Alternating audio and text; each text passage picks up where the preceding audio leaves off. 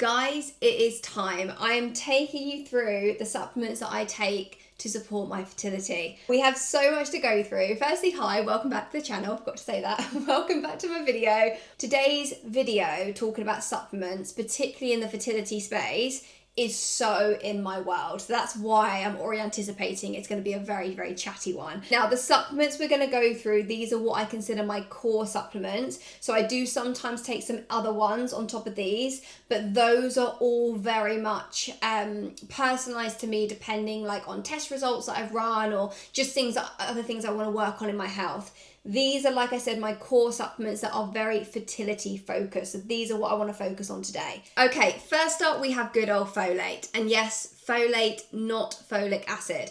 That's the first thing we need to touch on. You don't want to be taking folic acid, which for some people when they hear that, they're like, what do you mean? Because like folic acid is what we are told constantly to take, whether that's in fertility, but definitely in pregnancy. It's like as soon as you find out you're pregnant, the first question someone's going, are you taking folic acid? Folic acid is basically the synthetic form of folate, okay? So they're similar, but folate is like the superior, almost like more potent and better performer, let's just say, of the two. So folic acid is the synthetic form, and when you take folic acid, your body then still needs to convert it into folate, okay? And the other thing to also consider, which is really important for some women, is that some women are just not very good at converting folic acid into folate, okay? They can have genetic SNPs.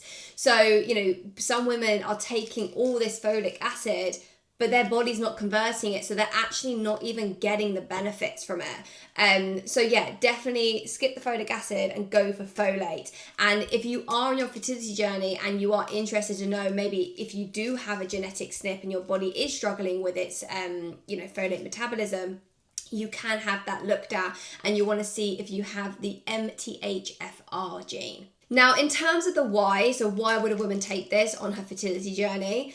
One of the key reasons is that folate supports DNA synthesis and cell division, and basically this supports the quality of your eggs. Okay, so that's really the key reasons that people will take it, to support their egg quality. And obviously we want to optimize egg quality as much as possible, because that will also then support our chances of conception. Now, the other thing I also want to throw in as well, though, is that folate also is crucial for something called methylation, and methylation is also needed for our hormones. So particularly something like estrogen, we need healthy methylation to support healthy estrogen clearance. So it also does play a role into our hormone balance, essentially. So they're definitely the key reasons a woman would consider taking it, particularly for preconception care. Now, when a pregnancy does take place, and then we're obviously taking folate during pregnancy, one of the other key reasons that we supplement with this is because taking folate does also reduce the risk of neural tube defects in the fetus as well. So that's the other reason, it's also to support fetal development. So that's the first supplement, folate. And a little tip when you're buying folate, sometimes it may be written as 5-MTHF, because that stands for 5-methyl tetrahydrofolate, and that's the full name of folate, okay? So just wanted to mention that because like my one, that's what it says on the front, and if you didn't know that, you might not know immediately, that's folate. Okay, next up we have zinc. Now, firstly, let's just talk about the form, because some of these supplements as we go through have lots of different forms, and picking the right form plays a big role. Form does matter, because certain forms are going to be better absorbed than others, and also maybe utilized differently in the body. Okay, so we want to make sure we're taking the right form to get the best, response and outcome that we're after. So the form of zinc that I have is zinc picolinate, but I do also like zinc glycinate as well. You might also see it as bisglycinate. They are my two favorite forms. And the reason that I take this is for a couple of things. Number one, really nice to support the ovaries. We really want to make sure we're, supporting our ovarian function as much as possible, because that's also going to help support healthy ovulation. It does also support, sperm quality. It does support supports sperm quality, but that's a different video. It supports egg quality, so obviously again that's a massive focus for us in that preconception time.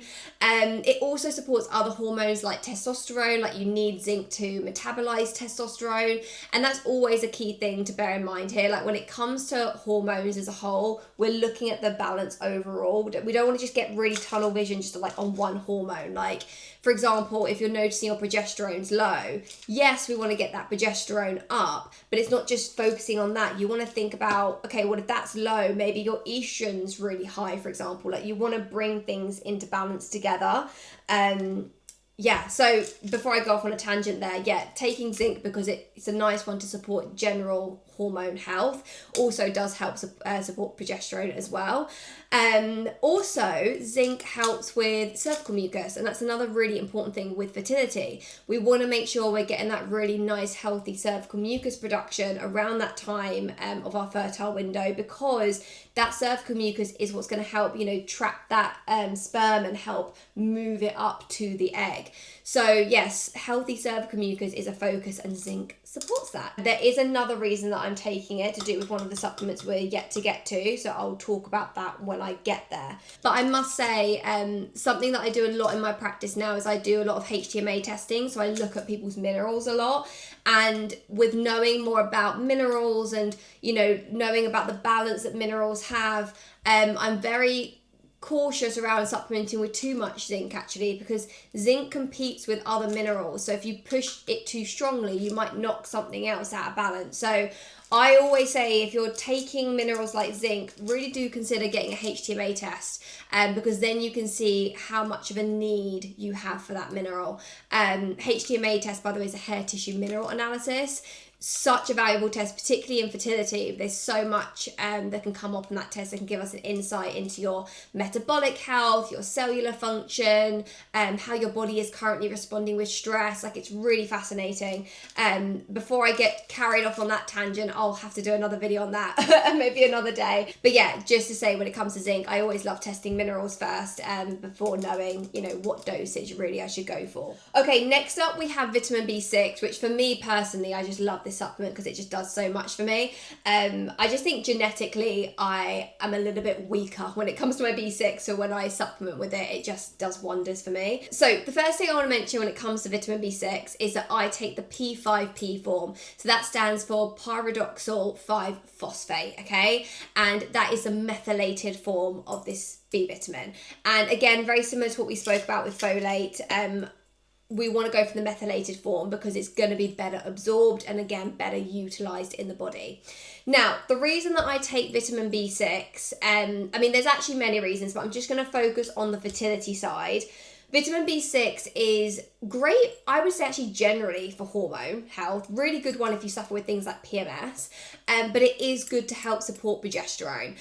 So that is one of the key reasons that I do take this, is just to give my body a bit of extra support, particularly when it comes to progesterone production. In terms of why we want to support progesterone production, I'm sure you know this, but I'm just going to go over this just in case.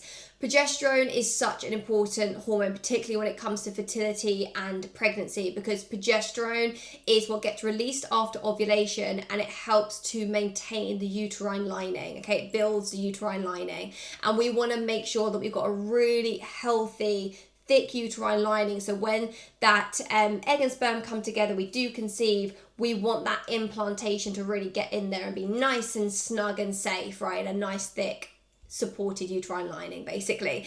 And then we also need progesterone to maintain that lining, which then will help to maintain a pregnancy. So having low progesterone levels is a very common contributor to, one, women struggling to conceive, but also to miscarriages, because if progesterone is low and that uterine lining is struggling, then a miscarriage can happen as a result.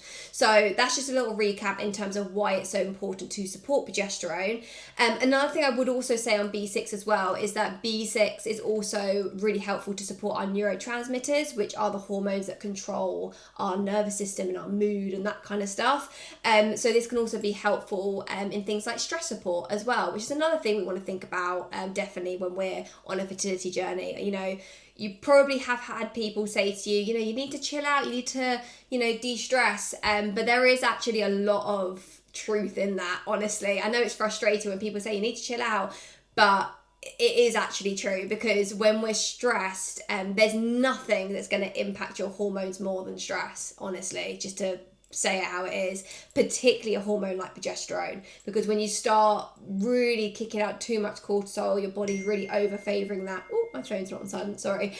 It can really hinder progesterone production. And actually it all kind of links together, because progesterone is actually a calming hormone. So yeah, if your progesterone is low, it is going to make you a bit more wired, a bit more irritable, like you're not going to feel nice and calm and relaxed and chill, right? So yeah, it does kind of tie all of those things together there when we say it out loud. Okay, next up, I'm actually going to go for this one. I'm going to change the order because it makes sense to go to this next. So this is magnesium, and the form that I take is magnesium glycinate, okay? I do love some of the other forms, but this is a really good example where you want to make sure you're taking the right one for the action that you're after. Like, some of the other forms are great, but they're going to work a bit differently in the body. When it comes to hormones and supporting fertility, glycinate is your gal, okay? Now, before we go further on this, I just want to say now, magnesium glycinate, vitamin B6, the P5P form, and zinc. This is like a really lovely little trio. Really nice trio just to support general hormonal health. So I always, you know, say, like, if you're on a preconception journey and you are in a place where you're like, I really want to take some supplements, I just don't really know where to start, this is a really solid little starting point for you. Maybe that with like your folate, like that's a really solid starting point, okay? Because it hits a lot of different areas when it comes to our hormone support, because these guys are very dominant cofactors for hormones, okay? So let's talk about magnesium a bit more, which kind of is a bit like, how long have you got? Because magnesium is such an in-demand mineral. So magnesium's needed for over 300 functions in the body. It is a busy mineral. Now, something to know about magnesium though is the majority of people are loving it. And there's a couple of reasons for that. Number one, our food just does not have the levels it once had, okay? Like, our soils are much more depleted now, so we just don't get the amount that we need through our food anymore. So that already sets us off massively on the back foot. But the other thing that we also need to highlight here is that the one thing that's going to burn through your magnesium like tomorrow is stress. And in the world that we live in, the majority of people are under stress that the body just is not designed for. So yeah, magnesium is definitely a supplement where the majority of people are going to benefit from taking this. Now, when it comes to hormones though, when it comes to fertility and all this good stuff that we're focusing on, I think the first thing to point out is actually something I said earlier about the fact that magnesium has over 300 functions. It is such an important cofactor for so many different things in the body. So that all in its own indirect way is going to impact your hormone health, your fertility, you know, state, your egg quality, all of these types of things, right? Because the body's like a really intricate network and everything dominoes on each other. So supporting magnesium will support your cellular energy, because you can't make cellular energy without magnesium. When your cells are functioning properly, you can detox properly. You know, all of this is going to help with fertility outcomes. You know, we need magnesium to support our, hormone production. Like, magnesium supports the big dog, the hypothalamus, which is like the CEO of controlling your hormones. Magnesium supports him, right? So that's then going to have a positive impact on all the hormone pathways. And yeah, not to mention that further down these pathways, all these different areas where we need these little minerals as cofactors, magnesium is showing up a lot, okay? There was another thing I was going to say about you. What was it? Oh yes, the other thing that magnesium also supports is another hormone called insulin, which helps control our blood sugars.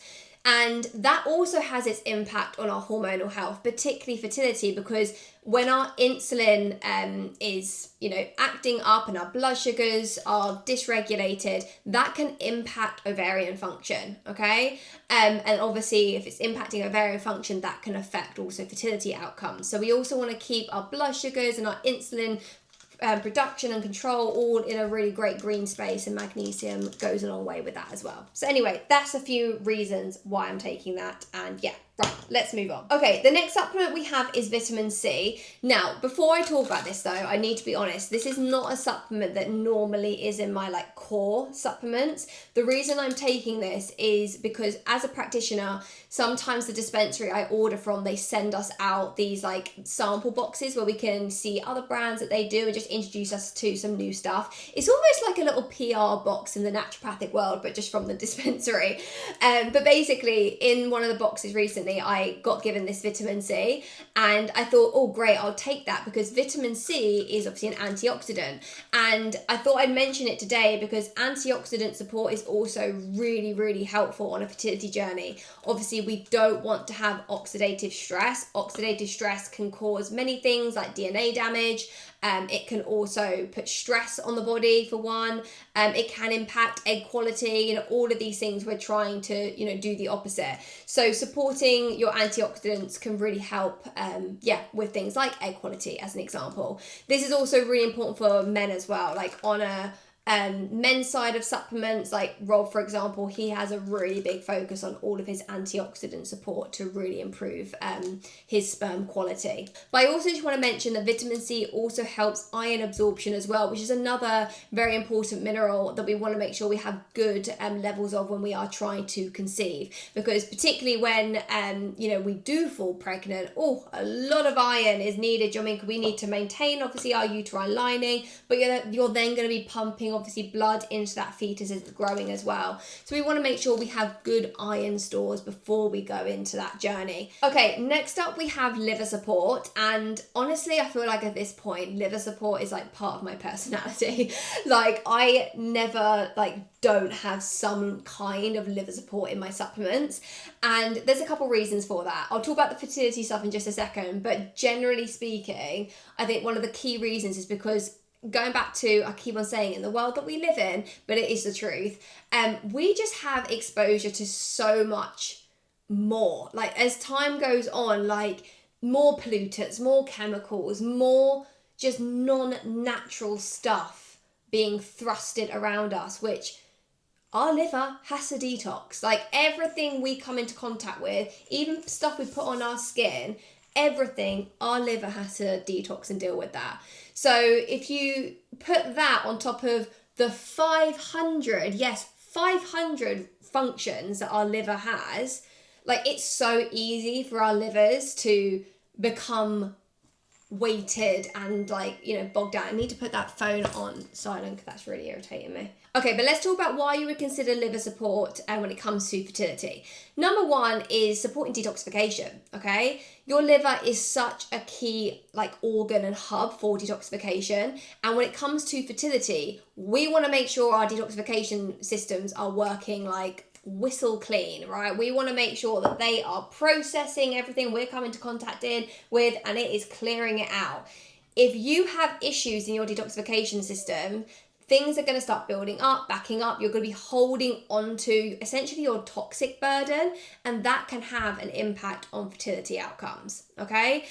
So that's number one. You want to make sure your detoxification systems are flowing, okay? Number two, your liver is a really big hub for hormone balance, okay? Particularly a hormone like estrogen. Your liver actually metabolizes estrogen and then it has to clear it, okay? So we want a really healthy, supported liver to make sure that we have good estrogen balance and regulation, essentially. And remember, hormones affect each other. Like if your estrogen's impaired, progesterone's going to be impaired, okay? Those are the two main reasons I would say, but there is also a few other things just to mention, like the fact that our liver actually is a storage site for certain vitamins and minerals. So things like vitamin A, iron, B12, our liver actually stores these. So these all go into supporting egg quality and again, fertility.